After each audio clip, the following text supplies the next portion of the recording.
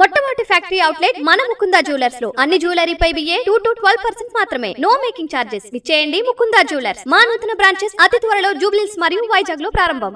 అమెరికాతో పోటీ పడేందుకు తహతహలాడుతున్న చైనా జనాభా సంక్షోభంతో కొట్టుమిట్టాడుతోంది. చైనాలో వరుసగా 4వ సంవత్సరం జనాభా తగ్గుదల నమోదైంది. 2024తో పోలిస్తే 2025లో చైనా జనాభా 30 లక్షలు తగ్గింది. ఏళ్లపాటు కొనసాగిన ఒకే బిడ్డ పాలసీని తొలగించి దశాబ్దం దాటినా జనాభా సంక్షోభం చైనాను కలవరపెడుతోంది. కండోమ్లు సహా గర్భ నిరోధక సాధనాలపై భారీగా పన్ను విధిస్తున్నప్పటికీ చైనీయులు పిల్లలను కనేందుకు ఇష్టపడటం లేదు.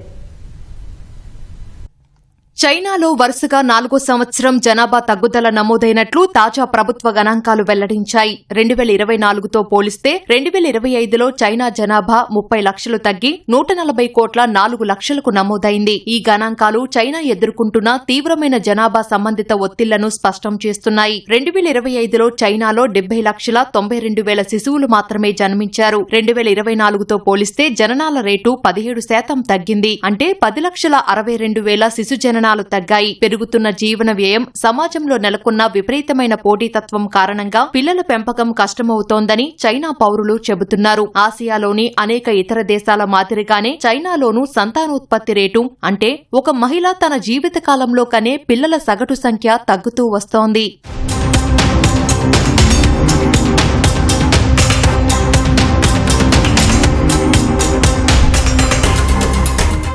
చైనాలో కొన్ని దశాబ్దాల పాటు ఒకే బిడ్డ పాలసీ కొనసాగింది. జనాభా సంక్షోభాన్ని దృష్టిలో ఉంచుకుని అక్కడి కమ్యూనిస్టు ప్రభుత్వం ఆ పరిమితిని 2015లో 2, 2021లో 3 బిడ్డలకు పెంచింది. పిల్లలను కనేందుకు అనేక ప్రోత్సాహకాలు సహా గతేడాది జులైలో ఒక బిడ్డకు $500 చొప్పున ఆర్థిక సాయం చేస్తామని ప్రకటించింది. కిండర్ గార్టెన్లు, బేబీ కేర్లను పన్ను మినహాయింపు జాబితాలో చేర్చింది. అదే సమయంలో గర్భనిరోధక మాత్రలు, ఇతర సాధనాలపై పన్నును భారీగా పెంచింది. కండోమ్లు ప్రజలకు అందుబాటు ధరలో ఉండకుండా వాటిపై 13% ట్యాక్స్ విధించింది. 2023 వరకు చైనా ప్రపంచంలోనే అత్యంత జనాభా కలిగిన దేశంగా ఉండగా ఆ స్థానాన్ని భారత్ ఆక్రమించింది. ప్రస్తుతం భారత్లో 147 కోట్ల మంది జనాభా ఉంది.